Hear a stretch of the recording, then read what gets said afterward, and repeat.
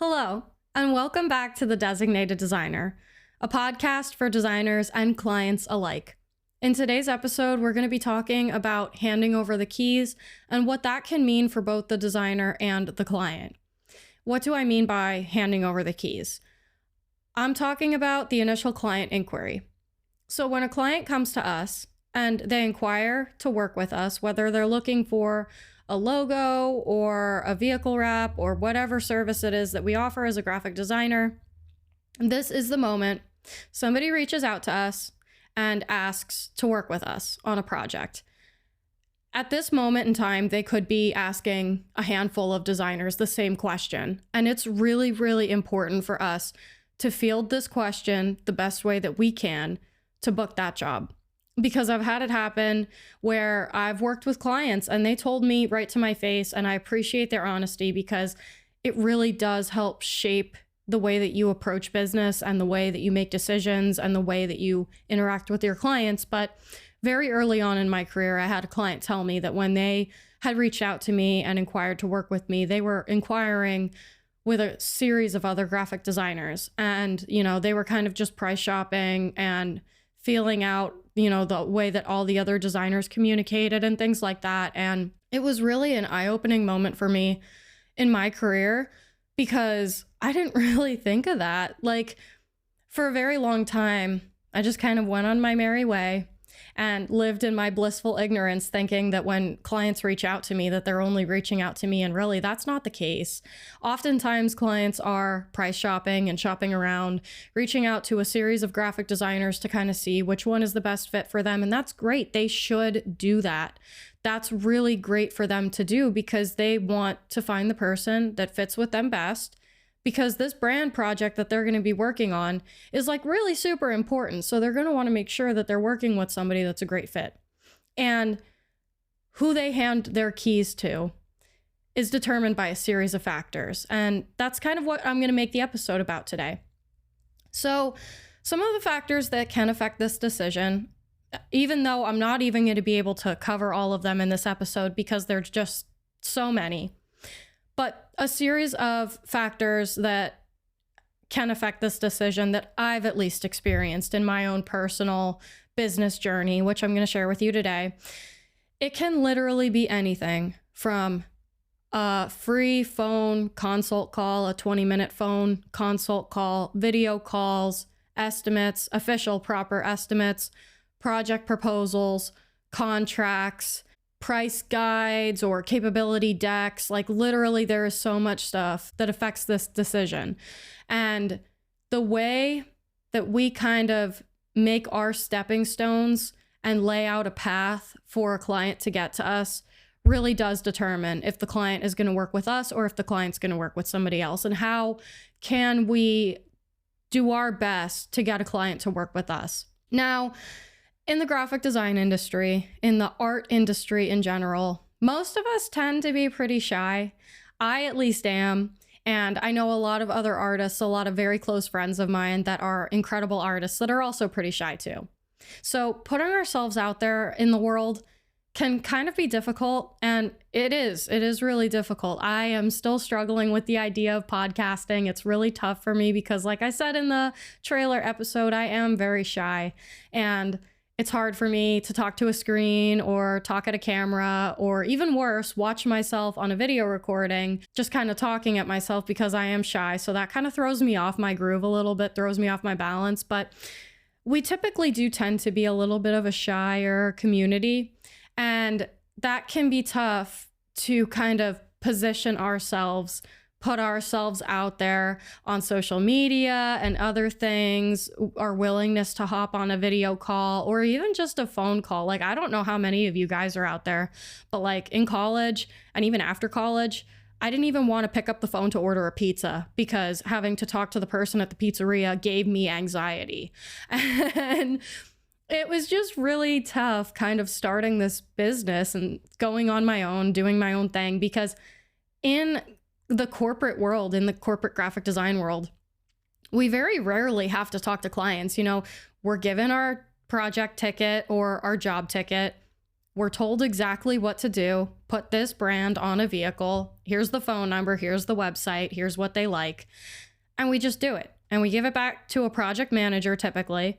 And then the project manager communicates with the client. And we don't have to be involved. And for most people in the art industry, that's great, because I hated talking to clients. It was literally one of the worst things that I had to go through in corporate design world, because it's like, I can't really talk to the client anymore because I'm not really understanding the specifics of the question. Like when it would get into a little bit more of like a nitty-gritty type of question where the project manager would have to get us involved, I would dread that. Like they would schedule the call 2-3 weeks out because we were always so busy, and I would just dread that day so badly. And I wouldn't want to go to work that day. I just didn't want to get on a call. But the thing is, getting on a call is like really important, and your willingness to talk directly to a potential client is also really, really important. This can be a huge determining factor in booking a job. Whether it's a phone call or a video call or whatever it is, talking real, actual, audible words to your potential client, I cannot stress enough how important that is. It makes you human. It makes you real. It makes you relatable. They can understand a sense of your personality when you talk with them. They trust your willingness to open yourself to them. And that starts to help build the trust that they're gonna need in order to be able to hand over their keys. So your willingness to hop on a call with them is super important. It builds that foundation of trust. It builds that character of your personality that they're going to start to be able to understand who they're working with. If you're just emailing them back and forth, answering DMs on Instagram or whatever platform you're communicating with your clients on, it's not really giving them a clear picture of who you are and what value you offer. The value that you offer is going to be everything in the decision that they decide to make, who to give their keys to. So obviously that one is very, very important. Now, how can you get more comfortable getting on a call, whether it's a regular phone call or a video call? Because I was in your shoes. If you're listening to this and you're not a person to like to get on video calls or phone calls or whatever, I feel you. I was there. I hated it. It was like the worst thing that could possibly happen to me. And what I started to do in order to overcome this, and the great Made by James had also suggested this in one of his series, he talked about this. And I loved the way that he put it, where it's like, if you're not comfortable talking to people on the phone, video call, in person, in person, conversations can happen. I just went to tour a signage and wrap place near me and went for a live tour. I had to talk to a real person face to face, right? So if you're scared of calls, talking to somebody face to face can be extremely difficult.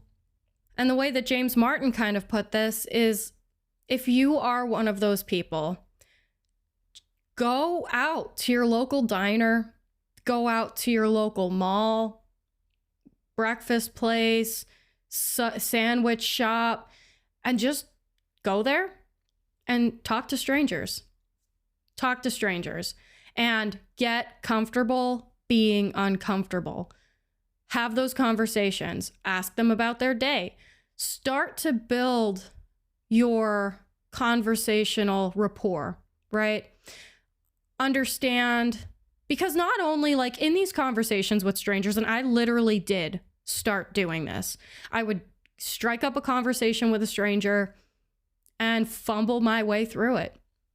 Because this person, sometimes you end up becoming friends with this person, but other times it doesn't matter if they think you're a total weirdo or not. It really doesn't. You're able to it's kind of like sketching. Like when you're doing a brand and you got to create these ideas and you just take your pencil and your paper and you just slop together all of your ideas just messily, You're not worried about detail. You're not worried about proportion. You're not worried about pose. You're not worried about this, that, the other thing. You are only worried about getting your idea on paper, because refining it comes later, okay? You have to start somewhere. And having these conversations is scribbling down sketches on paper. It's going to be messy, it's going to be sloppy, and it needs refinement. But you have to start there in order to be able to refine it down the line. So have these conversations. Make yourself uncomfortable. Get comfortable being uncomfortable. And as you start to get better at this, you're not only learning how to have conversations with very different people, because the way you approach a conversation with this person versus that person can be two entirely different things. And you start to gain an understanding of that by practicing. Not only do you gain an understanding of that, but you also gain an understanding of yourself, where your strengths and where your weaknesses are. And it can better prepare you to have conversations with your clients in the future, to have conversations with the clients you are looking to book. And it's super important, because I would rather fumble a conversation with a stranger than I would fumble a conversation with a potential client. I would rather a stranger think that I'm a total weirdo and not want to talk to me again versus a potential paying client. So this is very important. And that's the part of phone calls and video calls that plays into all of this. And this is just one avenue. Other avenues to help build trust in this initial phase of gaining a new client can be things like proposals, capability decks, contracts, professional estimates. Now, for me, in my project process, contracts and estimates don't really come until I've actually hooked the client. But other things that I like to use as far as trying to hook a potential client is I have a capabilities deck put together where it kind of just goes through. I wrote out this whole big long thing. I told my entire story and put it into a really nice PDF with project examples, case studies, my project process itself. Like, be open about that. Tell your clients your project process right up front. Another fun thing that I did is very early on, I put together this fun little treasure map, because when I was a kid, I used to love scavenger hunts and things like that. And I thought it would be really fun to put together like a little treasure map that shows my clients like how to get to a rebrand. And it's kind of like onboarding during the project, offboarding, but then it's illustrated in this really cute treasure map on brand. I use all my brand colors and stuff like that. So little things like that really go a long way. It shows your client how much you care. It shows your client your attention to detail. It shows your client your creativity. You're gonna want to do things that flex all of that. You're gonna want to showcase your abilities. You're going to want to showcase your personality. You're going to want to showcase what makes you different. And another thing that caught me off guard and that I was really surprised to hear was this one particular client that I had mentioned that was kind of looking around with other graphic designers and things like that before they settled on me. I had asked them, like, why me? Because when they shared that with me, like I said, it really did open my eyes and it made me think a lot. And if I could help even just one other graphic designer out there book a job, that would be like the most amazing thing that could ever happen to me. So this client, when I was talking with them and I was like, okay, so if this really is the case, then why me? Like, why did you choose me out of a sea of other graphic designers? I had not even been in business for 3 months at that point. I was brand new. I had no portfolio. Like, the choice was obvious against me. So it was really strange for me when they did choose to go with me, and I was really curious as to why. And their answer surprised me. At the time, I was trying to Twitch stream. Now, this is still something that I do want to get back into. It's just finding the time has been really hard, and finding projects that I can work on a live stream, because sometimes I am under like NDAs. Sometimes I'm still struggling really hard with being able to be on camera while I'm trying to create. It's really hard for me to create something from scratch being on stream, because as you can see, I'm kind of like a baby deer on ice with this podcast. I struggle. I struggle having to record myself, especially like on a live stream. So I'm still trying to find ways that I could be comfortable and still stream. So I do want to get back to Twitch, but at the time I was Twitch streaming pretty heavily, and it was very early on. Like I said, I had no portfolio. I had no credibility. I had no resume. Like, obviously I was working a ton of graphic design agency jobs, and I was working at some of the most prestigious places that I could have worked at.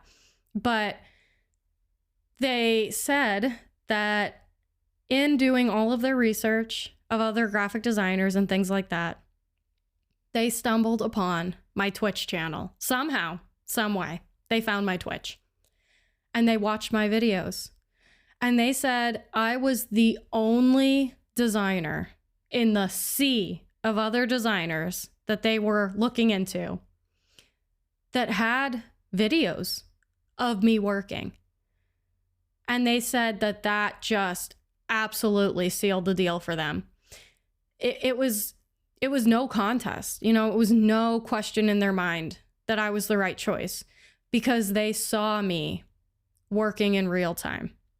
And you don't have to have a Twitch channel to be able to do this. TikTok and Instagram Reels are incredible for this kind of thing, but put yourself out there. I know it's hard, and I know it's scary, and I know it can be really, really difficult, but clients love it. They love being able to see that you are a real person. And this goes back to that first point. Hopping on a phone call, hopping on a video call, it makes you real. It makes you human. It makes you relatable. It makes you all of the things that you need to be in order to book that job. And it's so, so important.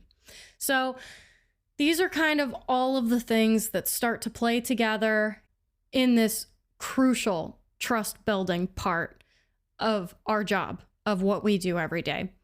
And using these things and kind of building upon them. I know it's tough. Trust me, I know it's tough, but you have to take time for yourself.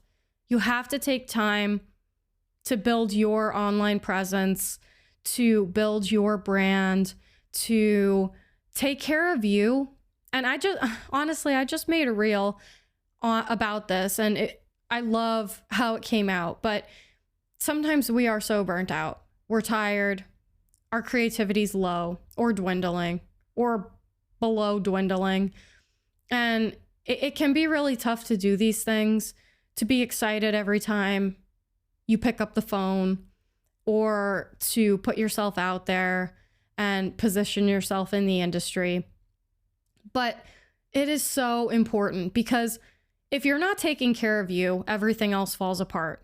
But when you are taking care of you and you're at your best, everything else is. Everything else in your business is at your best. And when you are able to communicate that to a client, somehow, some way, whether it's a phone call or a video call, Twitch streams, reels, what be it, contracts, estimates, pitch decks, whatever it is, when you're able to communicate that you are taking care of yourself so that you can be at your best, so that your projects can be at their best, and a client can see that, you're golden.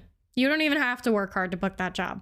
So it's really important to remember all of these things and take into consideration that it is important to care for yourself. Self-love is not optional. You have to make sure you rest, recharge those creative juices, do all of those things. And just remember that you should be able to be yourself in your business. You don't have to pretend to be somebody that you're not.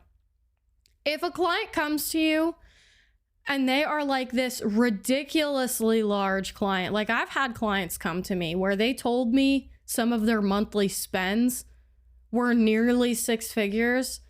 And I almost passed out because I cannot even fathom running a business that large. Don't be afraid. It can be scary and it can be overwhelming. Trust me, I was in your shoes. But when you get that large client and you're scared and you don't want to mess it up and you want this job because you know what it can mean for you, be confident, be humble, be yourself. Don't ever pretend to be somebody that you're not, because A, that's exhausting and nobody likes doing that. And B, when you put yourself out there as yourself, people are going to want to work with you for being you. And that's an awesome thing. You should want that for yourself and for your clients. Don't ever pretend to be somebody you're not. Be yourself. Put yourself out there. Get on the phone. Get on that phone call. Get on that video call. Don't be afraid. Practice. Call friends. Talk to friends on the phone. Talk to strangers at diners and things like that. Yeah. Talk to strangers at diners and take candy from white vans. And no, don't do those things. But yeah, just get comfortable having conversations, get comfortable being uncomfortable. And I promise you the rest will work itself out. I hope that some of this helped. I hope that some of it made sense, because I feel like sometimes I'm just sitting here rambling, but that's okay. You know, like I said, this podcast is going to be messy in the beginning, and that's okay. I have never podcasted before. This is brand new to me, but I really want to do what I can to share some of my experiences with the world. And I'm not going to lie, it's kind of really hard to boil it down into episodes because so much has happened to me in the last year. And it's really hard to like organize the chaos into these like neat little episodes. It's really, really tough, but I'm going to do my best because I want to be able to bring this knowledge to you, fellow designer or client. If you're looking to work with me, this is how my brain works, just so you know. Like I said, be yourself. If you look me up on any media platform at all, Twitch, Instagram, TikTok, wherever you can see me in real time, I am always this crazy, chaotic creative, and that's who I am. You're going to always see the authentic me. I have nothing to hide. I have nothing to gatekeep. You know, I'm not like, I don't have any trade secrets that are going to make or break my business. Like, I'll be open. I will share everything with you, because nothing that I'm doing right now, if my competition or whatever were to know about it, like, it's not going to make or break me, because I am me. And that is the beauty, my friends, of being yourself. Be yourself unapologetically, because that is your secret sauce. That is the trade secret. That is what makes you different. That is the thing that no one else can take from you. And that's the thing that is going to attract clients to you. And they're going to want to book you. Even if there's another designer out there that's got 10 years experience on you, go be yourself, because clients are going to see it and they're going to like it and they're going to want that. And that's great, because you get to just be unapologetically you and do your dang thing and book those jobs, get that work done, leave your mark on the world, make art your way. Because when you're pretending to be somebody you're not, that's going to bleed into your art too. And nobody wants that. But yeah, it's tough. It's tough to boil all of it down into these condensed and organized and divided episodes, because really it just jumbles all together in my head, everything that I've experienced and gone through. But I hope this was at least organized enough. And like I said, I'm really struggling with this one. That's okay. That's why I'm here. Raw, real, unfiltered, in action, life of a graphic designer. It's tough. It's tough. We don't know how to organize our thoughts sometimes. And that's why we do these things that help us organize our thoughts. Any client that has worked with me, hello, hi, I'm sure that you filled out a form of some kind, a questionnaire, a new client form, something, right? That's how I organize my thoughts. That is exactly what I use to organize my thoughts. As a creative individual, we are usually chaotic in nature. And it's super important that we understand our chaotic brain in a way that we can implement things to help us organize our thoughts. So I am still in the process of learning how to do this with a podcast. I know how to do this damn well with my business side of things, but with the podcast side of things, it's a little bit different. So I'm just trying my best to make a podcast that helps people, documents my business journey, and makes me not sound like a total crazy person. But hey, if it makes me sound like a total crazy person, that's okay too, because if that's who I am, then I'm just going to let that side of me shine. And I think that's about everything for today's episode. In next week's episode, we are going to be talking about mapping our route and how to build a brand strategy. Okay, so episode 1, we covered initial client inquiry. I might honestly make like another maybe mini-sode or something in between to kind of bridge the gap, because I feel like going from the inquiry, handing over the keys side of a client interaction when they come to work with us, and then just jumping straight into brand strategy is a little bit extreme, because a lot happens in between as far as onboarding procedures and things like that. So I think instead of doing mapping the route for the second episode, we're going to do like a getting in the car type deal, or like helping your friend into the car, because every time you're the designated driver, you have to carry at least one friend to the car. So we'll talk about getting your friends in the car safely and taking the wheel. That'll be our like onboarding process episode. So stay tuned for that. A lot of fun stuff to come with that, and I'm really excited to share it with you guys. Thank you so much for tuning in, and I will see you in next week's episode. Bye.